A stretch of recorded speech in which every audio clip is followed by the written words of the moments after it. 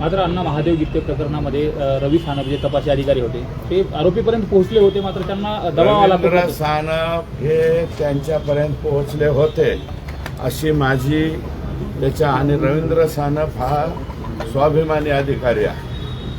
हे त्यांना सांगण्यात आलं की ते आता नाही का राष्ट्रवादी काँग्रेस पक्षामध्ये गेले होते, राजाभाऊ फडचं नाव टाक म्हणले आणि त्याच्याबरोबर 5 लोक आणखी जॉईन करून टाका आणि 6 जणांनी खून केला म्हणून दाखवून टाका. आणि ज्या वेळेस हे महादेव मुंडेचा खून झालाय या कालावधीत सुशील कराड आणि श्री कराड, सुशील कराड हे वाल्मिकी अण्णाचे चिरंजीव आहे आणि श्री कराड यांचे या दुबे, मला वाटतं मुंबईवरनं कोण आणलेले अतुल दुबे सायबर तज्ज्ञ यांना आणलं 6 मोबाईल क्रमांकावरून वाल्मिकी कराड यांचे चिरंजीव सुशील आणि श्री या 2 मुलांनी पोलीस निरीक्षक रवींद्र सानप,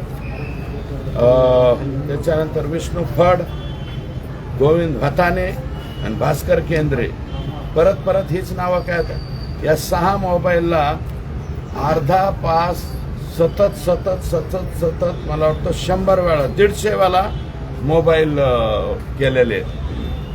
महादेव मुंडेचा खून झाला त्यावेळेस यांच्या घरातून त्यांच्याकडे फोन कसं काय जातो याचाही तपास झाला पाहिजे. मी आज आरोपी मानत नाही, पण मग यांना 150 कॉल करण्याची आवश्यकता काय हे मी एसपींना निवेदन दिलेलं आहे.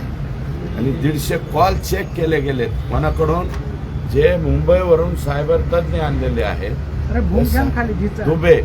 दुबे नावाचे जे सायबर तज्ज्ञ आहेत त्यांनी त्यांचं मत या ठिकाणी नोंदलेलं आहे.